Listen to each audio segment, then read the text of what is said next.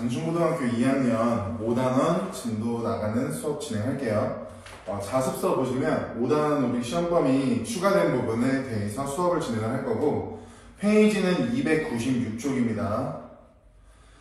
여기서는 굉장히 쉬운 부분이기 때문에 하루만 집중하시면 금방금방 끝낼 수 있고요. 부담 갖지 마시고 마치 도덕책 읽는 것처럼 보시면 금방금방 끝나실 거예요.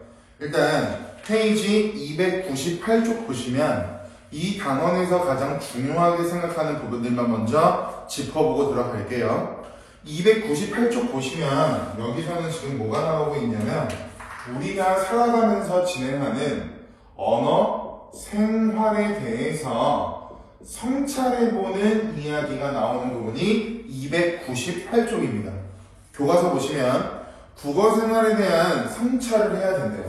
이 성찰도 첫 번째는 국어생활, 그리고 그 아래 두 번째 보시면 매체, 언어, 생활에 대해서도 성찰을 해야 된다라고 우리에게 전달해주고 있는데, 그 중에 첫 번째 국어생활 성찰을 먼저 보겠습니다. 1번 언어와 의사소통. 언어는 사회를 구성하는 사람들이 의사소통하기 위해 정해놓은 약속이다라고 나오는데, 첫 번째 나와 있는 약속이라고 하는 것은 공적인 또는 사회적인 성격을 가지고 있다라고 보시면 됩니다. 우리가 손가락 걸고 약속하진 않았지만 우리 한 사회에서 동일한 언어를 쓰는 사람들끼리 암묵적으로 정해놓은 공식적인 사회적인 약속이다. 그 아래 이어서 볼게요. 사회 구성원들과 원활하게 의사소통하기 위해서는 1번, 첫 번째 밑줄입니다. 규범에 맞는 언어를 사용해야 된다. 두 번째, 그 바로 뒤에 2번 밑줄 칠게요. 언어윤리에 어긋나는 표현 X. 즉 언어윤리라고 하는 건 말을 할 때 또는 의사소통을 할 때 지켜야 되는 도덕적인 규범이나 도덕적인 가치를 말합니다.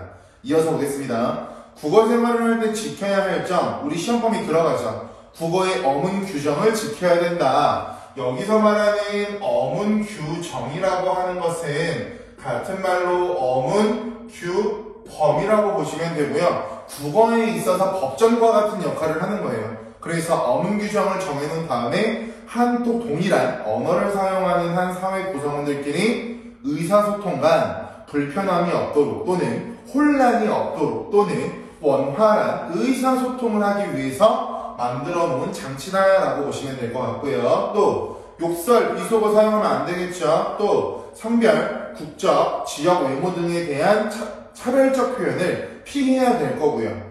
무슨 우리말이 있는데, 즉 고유어가 있는데 과도하게 외래어를 사용하거나 외국어를 사용하는 것도 지양해야 되고요. 번역투의 표현도 마찬가지 지양해야 된다고 하는데, 거기 나와 있는 혹시 모르실까봐 번역투의 표현이라고 하는 게 정확히 뭐냐면 자연스럽지 못한 말투, 듣기에 의미는 통하는데 뭔가 불편하게 느껴지는 것들 있죠. 자연스럽지 못한 말투나 또 번역한 글에서 나타나는 말투, 죄송합니다.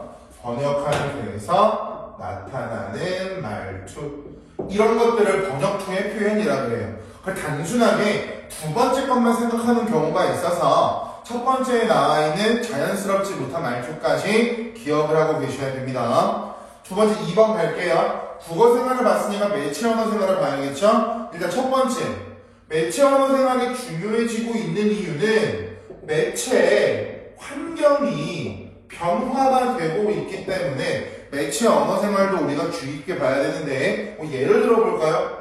인쇄 기술이 발달했기 때문에 책이라고 하는 매체가 나왔을 거고, 또는 정보통신 기술이 발달했기 때문에 온라인 매체, SNS 같은 게 나왔겠죠. 따라서 매체 환경이 변화했을 때도 매체 언어의 생활도 우리가 성찰해 봐야 된다. 되돌아봐야 된다. 인터넷과 휴대전화를 중심으로 한 매체 언어 사용이 우리 언어 생활에서 큰 비중을 차지하고 있고, 그 밖에 다양한 매체 언어들이 일상 속에서 사용되고 있대요. 2번 볼게요. 매체 언어 생활의 특징이라고 나와 있는데 옆에다가 화살표 연결해서 매체 언어 생활의 특징을 보기 전에 그러면 매체 언어 생활 중 우리가 어떤 부분을 중심으로 점검하고 성찰해야 되는지 그 기준점을 먼저 보여드리겠습니다. 일단 첫 번째, 맥락을 고려해서 매체 언어 생활을 성찰해 봐야 되는데 여기서의 맥락은 뭐 공적인 맥락일 수도 있고 사적인 맥락일 수도 있겠죠. 그래서 사적으로 매체 언어를 쓸 때와 공적으로 매체 언어를 사용할 때는 당연히 사용해야 되는 언어들도 다를 거예요. 뭐 예를 들어서 평상시에 제가 오프라인 수업을 한다면 장난도 많이 치고 준영이가 스트레스를 받을 수도 있겠지만 미안하지만 스트레스를 받을 수 있는 말도 제가 자주 놀리는데 지금은 우리가 유튜브라고 하는 매체를 활용해서 수업을 전달하기 때문에 당연히 더 공적인 상황이라고 판단하고 저는 언어를 사용할 때 조금 더 주의를 기울이겠죠. 그런 부분들을 이해한다고 보시면 되고요. 두 번째, 목적도 고려해야죠. 정보 전달이 목적이냐 아니면 주장하는 게 목적이냐 뭐 설득하는 게 목적이냐 친교 즉 관계를 조금 더 원만하게 만들기 위한 목적이냐에 따라서 당연히 달라질 수밖에 없고요. 세 번째는요. 그 매체를 활용하는 또는 매체를 접하는 대상도 고려해야 되는데 여기서 대상은 뭐 성별, 뭐 나이, 뭐 인원수 그리고 나와의 관계 등등등 다양한 걸 고려해야죠. 우리 인스타 같은 거 하다 보면 비공개로 설정해놓고 팔로우를 그 주인이 오케이 눌러야만 볼 수 있는 장면들도 있죠. 그런 부분들이 바로 관계라고 보셔도 이해하시는 데 무방할 겁니다. 한번 볼게요. 매체 언어 생활의 특징 이 세 가지는 고려해야 되는 조건 또는 환경이라고 했고 그럼 어떤 특징이 있냐면 상대방을 직접 마주하지 않고 이루어진 동그라미 비대면성 얼굴을 마주보지 않고 있기 때문에 아래 동그라미 익명성 그래서 이 익명성 때문에 발생하는 문제가 많죠. 온라인상에서는 닉네임이나 아이디 하나만으로 자기를 표현할 수 있고 어느 누구도 이 아이디가 누구라고 하는 것을 모르기 때문에 막말하죠. 센 척하고요. 특히 인터넷을 통해 이루어지는 언어 생활은 밑줄 사회적 파급력이 큽니다. 이건 중간고사 시험범위였고요. 3번 매체 언어 생활을 할 때 유의할 점 이동통신기기 휴대폰이죠. 활용하여 의사소통할 때도 밑줄 규범은 지켜야 된다. 카톡을 보내거나 문자를 하거나 뭐 다이렉트를 보내거나 페이스북에서 메시지를 주고받을 때도 규범을 지켜야죠. 그래야 우리가 일상생활에서 국어의 규범이 망가지는 것을 막을 수 있을 거고 두 번째 욕설, 비속어, 은어, 도덕한 표현 삼가해야 되고요. 과장, 거짓이 담긴 표현 지양해야 되고요. 신조어의 경우에는 밑줄 매체 언어의 긍정적인 측면과 부정적인 측면을 함께 고려해야 될 거예요. 뭐 예를 들어서 긍정적인 측면은요. 정서를 순화시킬 수 있다도 될 거예요. 어떤 사람이 올린 매체의 언어 표현을 보고 내가 공감을 하거나 내가 위로를 받을 수 있을 거고 부정적인 표현이라고 하는 건 언어가 주는 힘 중에서도 상처 주는 말들이 있죠. 상처 주는 말들. 펜은 칼보다 강하다라는 말도 있는 것처럼 그 사람의 말과 글을 통해서 사람이 죽을 수도 있고 행복할 수도 있으니까 이런 것들이 부정적인 표현들이 될 겁니다. 그래서 우리는 어떻게 해야 되냐면 결국 언어 규범이나 언어 윤리에 대한 성찰을 해야 되고요. 여기서 키워드 성찰입니다. 되돌아본다. 두 번째, 언어 사용의 목적, 맥락, 사용에 참여하는 생산자, 수용자의 관계를 고려하여 언어 생활이 이루어지도록 해야 된다. 방금 읽었던 두 번째 게 이거예요. 방금 읽었던 게 두 번째 건데 이거랑 연결지어서 한 번에 알고 계시면 좋을 것 같아서 말씀드렸고요. 오른쪽 페이지 언어 생활의 성찰 가겠습니다. 위에 나와 있는 그림은 평소에 언어 생활을 돌아보는 거기 때문에 여러분들과 충분히 할 수 있을 거고요. 자, 바로 아래 걸로 내려갈게요. 우리는 밑줄 음성 언어 1번, 2번 문자 언어 3번 매체 언어를 통해 이루어진 동그라미 언어 생활. 그럼 결국 우리가 지금 중요하게 보고 있는 이 언어 생활이라고 하는 건 첫 번째로 봤던 음성 언어를 통해서도 이루어지고 두 번째 봤던 문자 언어를 통해서도 이루어지고 세 번째 3번 넘버링 했던 매체 언어를 통해서도 문자 언어 생활은 진행이 됩니다. 언어 생활을 하면서 밑줄 다른 사람과 관계를 형성한다. 결국 대화하는 목적 자체는 어떠한 사람과 내가 일정한 관계를 맺기 위해서, 뭐 친교를 쌓기 위해서, 어떠한 저 메시지를 전달하기 위해서니까 관계 형성이라고 하는 게 가장 기본적인 목적이 되겠죠. 이러한 언어 생활은 첫 1번 언어 생활이 가지고 있는 의라고 봐도 되고요. 역할이라고 봐도 될 것 같아요. 갈게요. 1번 자아실현, 2번 사회와 문화를 형성한다. 형성에 기여한다 라고 깔끔하게 정리할 수가 있겠죠. 그런데 언어 생활은 관습적 행위로서의 성격이 강하기 때문에 라고 나오는데, 거기 나와 있는 관습적 행위라고 하는 말을 가로쳐 보시면, 여기서 말하는 관습적 행위라고 하는 건 그냥 사회 내에 굳어진 양식이라고 알고 계시면 돼요. 또는 뭐 행동 양식이라고 할 수도 있겠죠. 그러니까 사람들이 한 사회에 계속 장기간 살다 보면 내가 왜 이렇게 행동해야 되는지를 모른다는 거죠. 남들이 그렇게 하니까 아무런 생각하지 않고 그냥 똑같이 따라한다가 될 거야. 이런 것처럼 관습적 행위로서의 성격이 강하기 때문에 자신의 언어가 적절하게 생각하는 게 어렵대요. 그러니까 조그만 한 것이 볼게요. 밑줄 성찰이 필요하다. 바로 이게 성찰이 필요한 이유가 되겠죠. 그래서 지금 장충이 단답형 문제로 나온다니까, 만약에 예를 들어 이 문제를 단답형으로 바꿔버리면 사람들이 언어 생활을 하는 데 있어서 성찰이 필요한 이유는 사람들은 관습적으로 행위하기 때문에, 관습적인 행위를 통해서 자신이 하는 행동이 올바른지 모르기 때문에, 이런 말들이 들어가면 정답으로 인정이 될 겁니다. 그러므로 평소 자신의 언어 사용 태도를 점검하고 성찰하면서 바람직한 언어 생활을 할 수 있도록 노력해야 된다. 다음 페이지 300쪽 넘어갈게요. 1번 국어 생활에 대한 성찰. 지금은 이 부분을 볼 거예요. 첫 번째, 국어 생활. 가겠습니다. 언어는 사회를 구성하는 사람들이 의사소통하기 위해 정해놓은 약속. 여기서 약속은 공적이고 사회적인 성격을 가지고 있다. 사회 구성원들과 원활한 의사소통을 위해서는 규범에 맞는 언어를 사용해야 되며, 언어 윤리에 어긋나는 표현을 사용하지 않도록 해야 된다. 그게 바로 두 번째 봤던 이겁니다. 규범을 준수해야 돼. 언어 윤리를 어긋나면 안 돼. 국어 생활을 할 때는 표준어를 표준 발음으로 말하고, 당연히 그래서 표준 발음 법이라고 하는 어문 규정이 별도로 정해져 있죠. 한글 맞춤법과 외래어 표기법은 어문 규정을 지켜야 한다. 그리고 국어의 문장 구조에 맞는 언어 표현도 사용해야 되고요. 욕설 비속어, 성별국적 지역 외모 능력에 대한 차별적인 표현은 당연히 불쾌할 겁니다. 그러고 구성원 간의 갈등까지 심화시키겠죠. 따라서 또 자신의 인격을 깎아내리고 있는 행위이기도 하대요. 그러니까 예를 들어서 말을 조금 예의 바르게 하는 사람과 말을 할 때마다 욕을 하는 사람이 있으면, 우리는 심리적으로 예의 바르게 말하는 사람이 교양스럽다, 교양이 많은 것 같아 라고 생각하지, 입만 열면 욕하는 사람을 교양이 많다라고 생각하지는 않겠죠. 따라서 언어 윤리를 고려하여 상대방에 대한 동그라미 예의, 결국 예의가 필요하겠죠.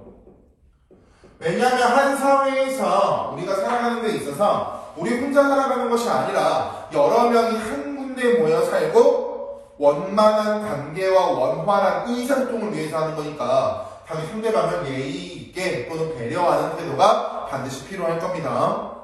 이 밖에 과도한 외래어나 외국어의 사용, 번역조의 사용 등도 사회 구성원 사이의 원활한 의사소통을 방해하는 요소니까 지양해야 되고요. 상대방을 이해하고 배려하는 국어 생활을 할 수 있도록 자신의 국어 생활을 되돌아보고 잘못된 점을 개선할 수 있도록 노력해야 돼. 결국 성찰은 필요하다. 개선도 필요하다. 깔끔하게 정리하면 이렇게 될 겁니다. 교과 넘기기 전에 오른쪽 여기 보세요. 원활한 날개 볼게요. 날개. 첫 번째 날개입니다. 원활한 의사소통을 위한 국어 생활은 방금 봤던 2번이 한 번 더 정리되어 있어요. 1번 밑줄 규범에 맞는 언어 사용, 2번 언어 윤리, 오른쪽 예의. 방금 밑줄 친 것만 단답형으로 기억하고 계시면 문제 객관식 문제나 단답형이나 크게 문제는 없으실 거고요. 그 아래 국어의 어문 규정이라고 하는 4가지 나와 있죠. 위에 적어놔 단답 대비. 국어의 어문 규정 4가지를 쓰세요. 이렇게 하면 한 문제거든요. 그리고 여기 나와 있는 4가지를 쓰라고 할 수도 있어요. 어차피 우리 시험 범위에 들어가기 때문에 이 4가지에 대한 암기는 기본이고, 단답형으로 내면 엄청 쉬운 문제가 될 겁니다. 뭐 개당 1점, 개당 0.5점 이런 식으로 시간만 잡아먹을 수 있는 문제인데, 이런 문제가 나올 수 있으니까 여러분들이 꼭 미리 알고 계셔야 되고요. 오른쪽 페이지 301쪽 가겠습니다. 지금부터 볼 건 두 번째입니다. 매체 언어 생활. 국어 생활을 봤으니까 이제 매체 언어 생활을 봐야겠죠? 갈게요. 오늘날에는 매체를 활용한 의사소통 범위가 점차 확대되고 있다. 밑줄. 매체를 활용한 의사소통 범위 확대.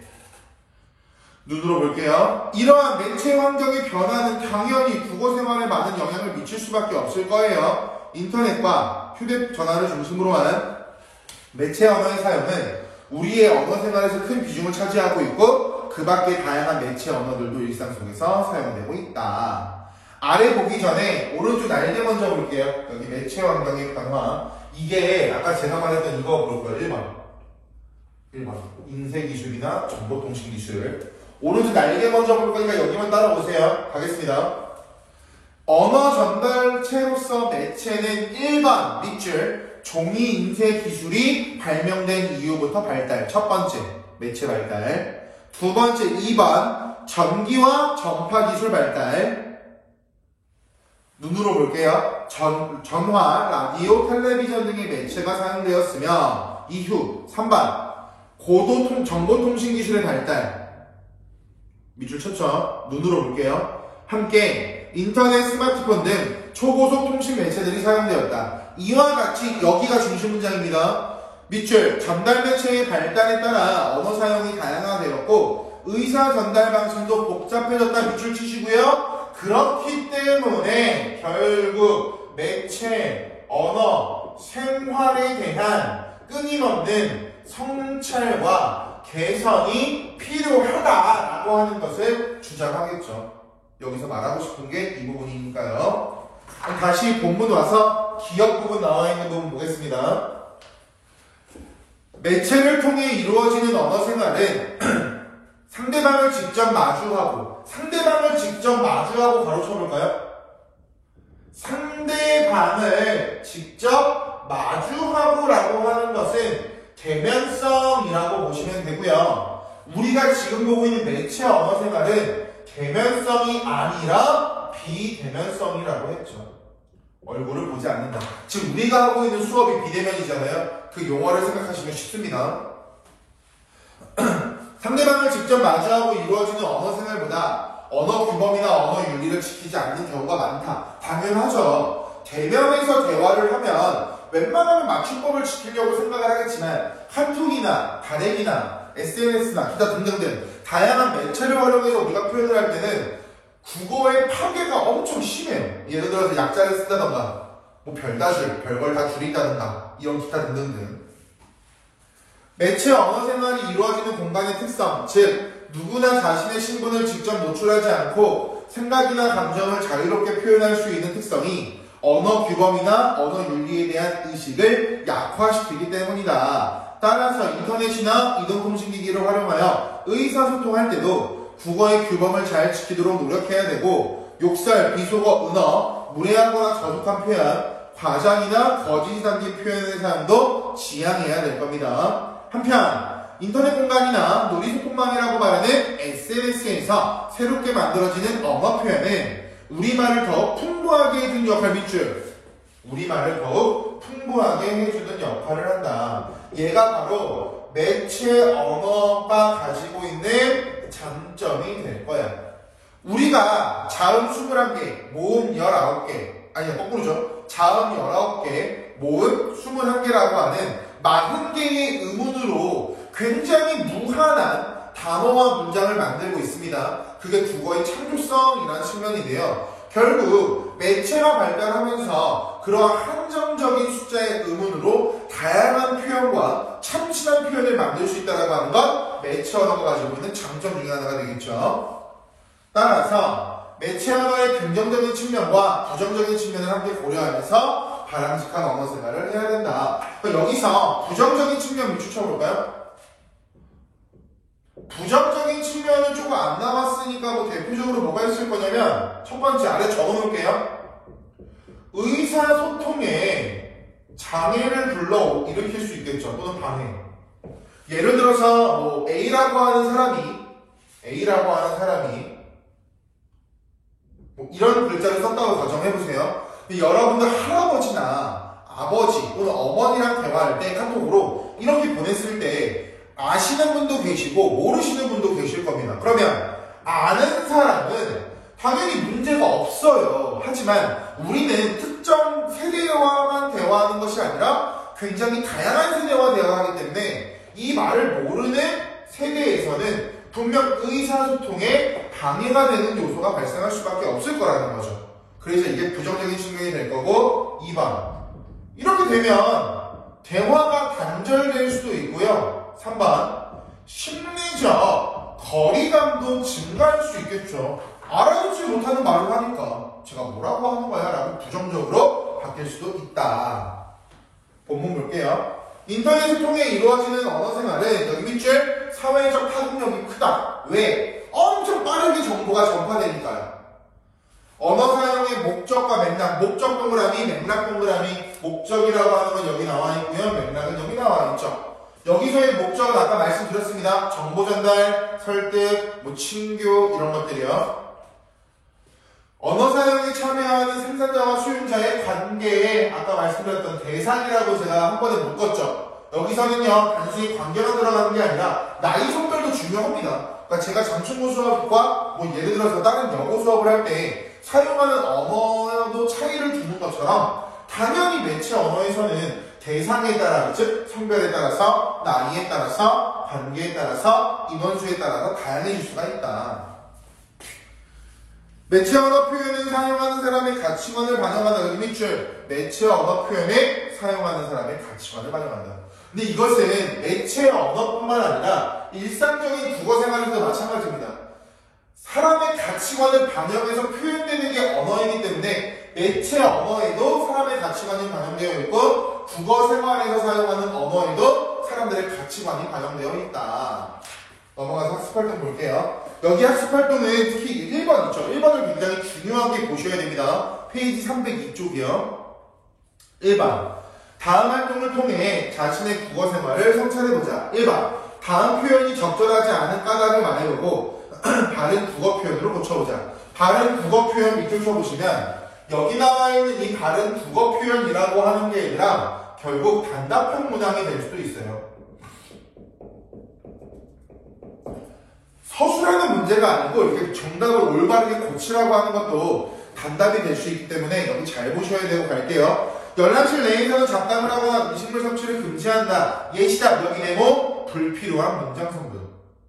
여기서 말하는 불필요한 문장 성분이라고 하는 건 하거나라고 하는 문제가 되겠죠. 예시답 한번 보시면 위에 나와 있는 문장과 정답이랑 다른 부분만 여러분들이 정확히 알고 계시면 됩니다. 두 번째, 내가 하고 싶은 말 바로 쳐볼까요? 주어져. 다름이 아니라 아직 늦지 않았으니 새로 시작하기를 바란다. 바란다 가로 쳐보세요. 이거 서술어인데요. 주어랑 서술어만 볼까요? 내가 하고 싶은 말은 바란다. 지금 말이 호응 관계가 부적절하죠? 예시다 보겠습니다. 주어와 서술어 간의 호응이 맞지 않는다. 네모. 문제점은 네모 치셔야 돼요. 주어와 서술어 간의 호응이 맞지 않는다. 그래서 내가 하고 싶은 말은 바란다는 것이다 이런 식으로 바꿔야 된대요. 또 아래 몇 가지만 추가해 봅시다. 무엇의 이유는 이라고 주어가 나오면 항상 서술어는요 때문이다 라고 끝나야 돼요. 이것도 주어와 서술어의 호응 관계를 물어보는 문제 중 하나고요. 또 뭐가 있냐면 무엇한 것은이라고 하는 주어가 나오면 항상 마지막에 무엇 것이다 또는 무엇 점이다 라고 하는 서술어와의 호응 관계가 중요합니다. 그래서 교과서에 나와 있는 것뿐만 아니라 가장 빈출되는 두 가지까지 알고 계시면 도움이 되실 것 같아서 한 번에 말씀을 드렸습니다. 세 번째, 역시 이식 떡볶이 맛은 다르니까 틀리다니까? 틀리다니까가 아니죠. 다르다니까가 맞겠죠? 아래 예시답 네모 의미가 맞지 않는 어휘 사용. 네 번째, 오늘 회의에서 여기 네모 쳐볼까요? 다루어질 네모 쳐보시면 다루다라고 하는 말 뒤에 어지라고 하는 피동 표현을 만드는 장치가 결합되어 있는 형태가 되겠죠. 아래 볼게요. 네모 번역투의 불필요한 피동 표현. 이런 거 잘 보셔야 돼요. 우리 시험 범위에 피사동 들어가잖아요. 근데 억지로 또는 굳이 피동 표현으로 만들 필요가 없는데 피동 표현으로 표현하는 경우는 부적절하다라고 우리 국어에서는 전부 다 틀렸다고 처리를 합니다. 그래서 예시답 보시면 오늘 회의 안건은 모두 4가지다. 이렇게 말해도 충분히 말을 할 수 있는데 굳이 다루어질이라고 표현하고 있기 때문에 문제가 된다. 마지막 전륜방위 행정 확부형이라고 하는 네모 차별적인 인식. 이게 가장 대표적인 게 성차별적 인식들 있죠. 가정주부도 마찬가지예요. 집안일 하는 사람이 무조건 여자라고 하는 차별적인 표현. 이런 것들. 그리고 오른쪽 알게 보세요. 여기가 중요합니다. 흔히 쓰이는 적절하지 않은 표현. 별 5개 받으시고요. 이것도 공부하셔야 됩니다. 갈게요. 1번. 필요한 문장 성분을 갖추지 못한 문장. 이거는 우리가 앞에 문장을 할 때 했던 거죠. 문장이라고 하는 건 반드시 한 번의 주어와 한 번의 서술어, 그리고 문장 종결 표현이 있어야 된다고 했고요. 내용상으로 완결된 내용이 들어가야 된다고 했습니다. 그래서 1번 같은 경우에 필요한 문장 성분은 앞에서 많이 연습했던 거라 제가 설명하지 않을 거고요. 2번 불필요한 요소가 포함됐다. 즉 가볍게, 간단하게, 명료하게 말할 수 있는데 장황하게 부풀려 이야기하는 경우도 잘못된 거다. 세 번째, 문장 성분의 호응이라고 하는 건 방금 봤던 거예요. 주어와 서술어의 호응도 있고요. 또 어떤 문제 유형이 있냐면 목적어와 서술어의 호응 관계를 물어보는 경우도 있어요.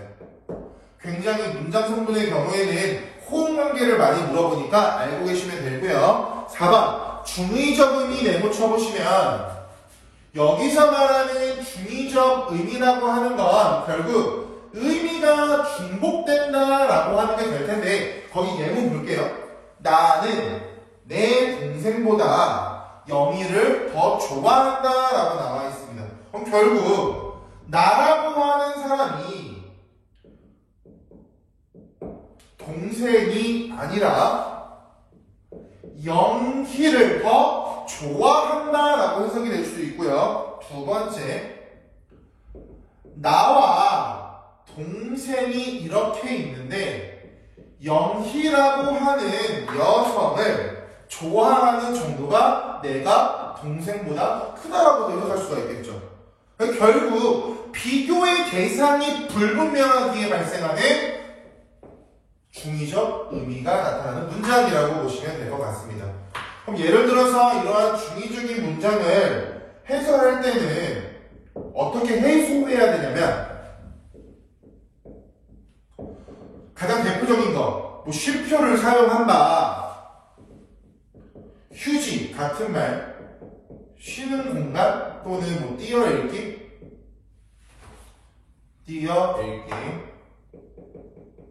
또는 쉼표를 사용하는 부분도 휴지를 주는 거고요. 또 강세, 한마디로 라고 액센트를 줘서 강하게 말하는 부분이 될 거고요. 또 수식어와 수식어 사이 거리를 가장 가깝게.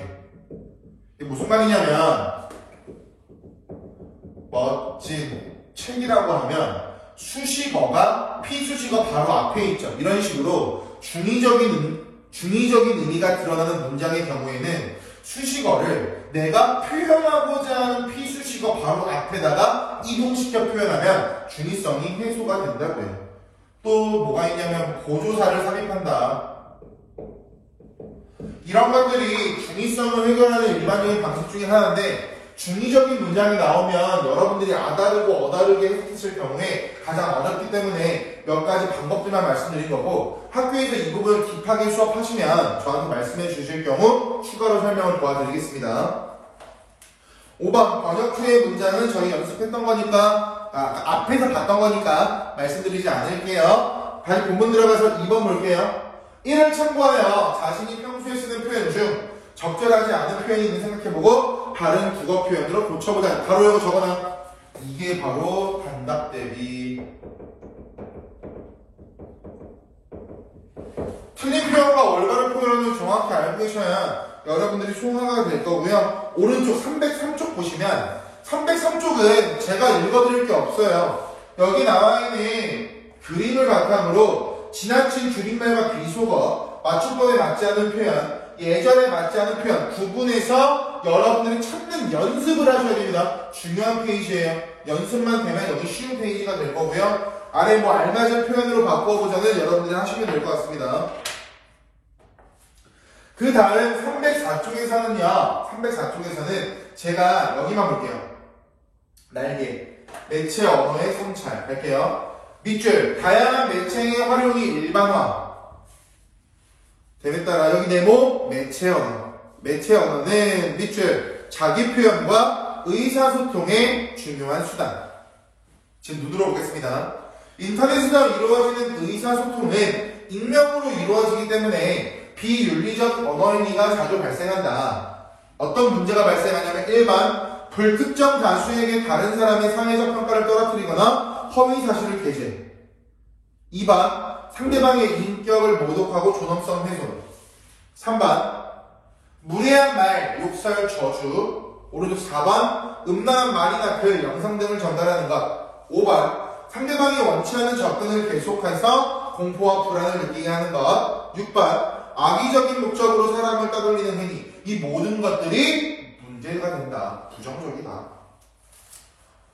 305쪽에 날개 보겠습니다. 외래어와 외국어 별표 5개 받으세요. 외래어와 외국어의 차이점을 서술형으로 쓰라고 할 수 있는데 서술형인 것 같지는 단답이에요. 외래어랑 외국어의 차이를 쓰는 게 뭐 얼마나 장황하고 오래 걸린다고요. 그래서 외래어와 외국어의 차이에 대해서 정확히 알고 있어야 되고 아래 나와 있는 외래어와 외래어의 특징까지 어차피 앞에 외래어 표기법이 시험범위 들어가기 때문에 이 부분에 대해서 확실하게 알고 계셔야 앞에 나와 있는 어문 규정과 어문 규범과 연결해서 설명을 할 수 있다고 보실 수가 있습니다. 이어서 넘어가서 페이지 310쪽으로 갈게요. 310쪽. 언어 문화와 매체 문화의 미래. 1번 보시면 언어와 매체 언어의 가치라고 나와 있는데 보겠습니다. 문화는 언어를 바탕으로 이루어진다. 당연한 말이죠. 언어가 있어야 문화가 만들어져요. 그래서 오늘날의 언어 생활은 뉴 미디어와 같은 새롭고 다양한 매체에 의해서 이루어집니다. 아까 봤죠? 고도의 정보통신 기술의 발달로 매체 환경이 변화하고 있다. 이 부분이에요. 따라서 현대 문화는 매체 언어와 밀접한 관련을 맺는데요. 그러면 1번 갈게요. 바람직한 언어 생활을 사용하면요. 밑줄 언어 문화를 풍부하고 아름답게 만들 거고요. 두 번째, 매체 언어를 적절하고 효과적으로 사용할 수 있는 능력은 매체 문화를 바꿔가는데 큰 역할을 할 거예요. 세 번째, 새롭게 등장하는 매체 언어는 여기 밑줄 시간과 공간의 제약을 넘어 의사소통 범위를 확장해 줄 거예요. 예를 들어 대한민국에 있는 우리가 미국이나 캐나다, 아프리카에 있는 사람들과 소통할 수 있겠죠. 이를 바탕으로 밑줄 역동적인 문화 형성. 역동적이라고 하는 건 움직임이 굉장히 다양하고 많은 걸 역동적이라고 해요. 아래 2번 갈게요. 언어 문화와 매체 문화의 발전. 1번 매체 환경의 변화. 다양한 매체가 발달하고 대중매체의 영향력이 증대하고 있기 때문에 우리는 매체를 활용할 때 올바른 태도가 요구되겠죠. 두 번째, 인터넷과 같은 첨단 매체 발달로 인해 언어 생활이 빠르고 광범위하게 사회 전반에 영향을 끼치고 있다. 언어와 매체를 대하는 태도가 문화의 성격이나 방향을 좌우하는 중요한 역할. 2번 갈게요. 현대사회의 언어 규범인 윤리 파괴. 규범에 맞지 않는 언어와 비윤리적인 언어를 사용하기 때문에 단절과 갈등, 차별을 유발할 수 있대요. 그렇기 때문에 오른쪽은요, 어떻게 해야 하는가 해결책이 될 거예요. 존중, 배려, 삼가기, 지양하기, 뭐 앞에 봤던 내용 중복. 3번, 매체를 통한 언어 생활을 할 때 필요한 점은 1번, 밑줄, 매체 자료의 신뢰성과 유용성 판단, 마지막 동그라미 평가. 그러니까 무분별하게 수용하는 것이 아니라 일정한 기준점을 세워놓고 봐야 된다고요. 두 번째, 밑줄, 책임감 있는 태도. 세 번째, 저작권 침해 X. 네 번째, 언어 문화와 매체 문화 발전에 이바지하기. 다섯 번째, 몇 가지 추가해서 적을게요. 자신의 매체, 언어, 생활에 대해서 끊임없이 성찰해야 되고요. 자신의 매체 언어 생활에 대해 끊임없이 성찰해야 되고 굉장히 진솔하게 표현해야 되고 아까 위에 봤던 거야. 폭력적인 언어와 차별적인 표현 등은 당연히 지양해야 되겠죠. 7번. 그리고 언어적 표현이나 비 또는 준 언어적 표현을 굉장히 다양하고 생생하게 표현한다면 그러니까 매체 언어를 통해서는 시각적인 이미지도 사용할 수 있고 청각적인 이미지도 사용할 수 있죠. 이런 거 복합적인 이미지, 복합형식성이라고 우리 중간고사 때 배웠죠. 그 부분을 적용시켜 볼 때 매체 언어를 사용하는 데 있어서 언어적 표현이나 비언어적 표현이나 준 언어적 표현을 사용해서 다양하고 생생하게 구사한다면 굉장히 창의적이고 또 건전하고 긍정적인 매체 언어를 생산할 수가 있겠죠. 그러니까 결국 우리가 지켜야 될 일부 부분들만 잘 지킨다면 원만하게 원활하게 문제없이 모든 것이 이루어질 수 있다. 오른쪽 페이지 311쪽 가겠습니다. 1번 중간 부분 여기요. 문화는 언어를 바탕으로 이루어지는데 특히 현대문화는 매체 언어와 매우 밀접한 관련성을 맺고 있다. 오늘날 언어 생활은 뉴미디어와 같은 새롭고 다양한 매체를 중심으로 이루어지고 있기 때문에 넘어가서 다음 페이지입니다. 최근에는 한국어로 만들어진 음악, 영화, 문화작품 등이 전 세계에 영향력을 행사하고 있는데 우리의 언어와 매체 언어를 바탕으로 한 문화가 인류 전체 문화에 영향을 미치고 있다. 바람직한 언어 생활은 언어 문화를 풍부하게 아름답고 만들어주며 매체 언어를 적절하고 효과적으로 사용할 수 있는 능력은 매체 문화를 갖고 나가는 데 큰 역할을 한다. 새로운 매체 언어는 밑줄 시간과 공간의 제약을 넘어 의사소통 범위 확장, 아래줄 밑줄 역동적 문화 형성. 따라서 눈으로 볼게요. 우리는 이와 같은 언어와 매체 언어 가치를 인식하고 언어 문화와 매체 문화를 발전시키는데 적극적으로 참여해야 된다. 2번 가겠습니다. 언어 문화와 매체 문화의 발전. 밑줄 다양한 매체의 발달과 대중매체의 영향력 증대 등 매체 언어를 사용하는 환경 매우 빠르게 변화. 밑줄 눈으로 볼게요. 이와 함께 인터넷과 같은 첨단 매체의 발달로 우리의 언어 생활은 과거와 비교할 수 없을 정도로 빠르고 광범위하게 사회 전반에 영향을 끼치고 있다. 따라서 언어와 매체를 대하는 태도는 문화의 성격이나 방향을 좌우하는 중요한 역할. 무엇보다 우리는 현대사회의 문제로 부각하고 있는 1번 언어 규범 및 윤리 파괴 문제에 대해서 유의. 눈으로 볼게요. 규범을 갖지 않는 언어나 비윤리적인 언어 사용은 사회 구성원 사이에 소통 단절, 문제점이죠. 사회적 갈등이나 차별, 문제점이죠. 따라서 매체를 통한 언어 생활을 할 때도 상대방을 동그라미, 존중 동그라미, 배려 동그라미 하는 언어를 사용해야 되며 무례한 표현이나 욕설, 비속어 등의 사용을 삼가야 하고요. 맞춤법 파괴, 외국어, 무분별한 생활 사용 등 지양해야겠죠. 어렵지 않습니다. 우리는 밑줄 정보의 수용자이자 생산자. 우리가 정보를 일방적으로 받는다라고 생각할 수 있는데 정보를 받고 우리의 생각을 게시하면 쌍방향적 소통이 되는 거고요. 제가 이 멘트가 나올 때마다 항상 강조하는 거잖아요. 준영이가 틱톡을 보다가 자기가 만듭니다. 그럼 틱톡이라고 하는 프로그램을 수용하는 수용자에서 만드는 생산자로 바뀌었다. 매체를 통한 언어 생활을 할 때 1번 또는 2번 매체전의 신뢰성과 유용성 등을 판단하고 평가하는 능력이 필요하다. 왜 그러냐면 인터넷상에서는 정보에 대한 접근과 전달이 용이하기 때문에 밑줄 책임감 있는 태도. 자신이 쓰고자 하는 내용을 가장 축소 왜곡하지 않고 밑줄 그 다음 또 밑줄 칠 거야. 정직하고 신중하게 글을 쓰는 태도와 습관. 눈으로 볼게요. 또한 새로운 매체자를 생산할 때 다른 사람의 저작권을 침해하지 않도록 유의. 저작권 침해 안 돼요. 모든 사람에게 개방되어 있지만 공유하고 재생산할 때는 저작권자 권리를 존중해야 되고 다른 사람의 저작물을 저작권자 허락 없이 가져다 쓰거나 출처를 밝히지 않고 바꾸거나 내용을 바꾸면 안 된다. 건전하고 유익한 언어 문화와 매체를 만들어가는 것은 우리 자신이다. 따라서 더 큰 풍부하고 다채롭게 발전할 수 있기 때문에 공동체 문화 발전까지 고려해서 이 잘못된 것을 지키고 발전시켜 나가야 한다. 이게 여기서 말하고자 하는 말이라고 보시면 되고요. 오른쪽 저작권을 존중하지 않을 때 발생할 수 있는 문제점 묶어서 학습하시면 될 것 같습니다. 넘어가서 학습 활동 갈게요. 1번 보시면 뉴 미디어에서 접할 수 있는 사례다라고 나와있죠. SNS. 이를 바탕으로 하여 우리 언어 문화를 가꿀 수 있는 방향에 대해서 생각해보자. 블로그 보시면 어떤 글이 나와있죠. 나 보시면 우리말 학습 애플리케이션이 나와있죠. 1번 보겠습니다. 가와 나의 사례가 언어 문화를 가꾸는데 어떤 역할을 할 수 있을지 이야기해보자. 갈게요. 1번. 사람들이 잘 알지 못하는 순우리말에 대한 정보. 1번. 2번. 우리말의 규범 어휘 등을 학습할 수 있게 해준다. 마지막. 최종적으로 네모. 언어 문화 발전에 도움을 준다. 2번. 국어를 가꾸기 위해 자신이 실천할 수 있는 구체적인 방안을 작성해보자. 첫 번째 네모. 면대면.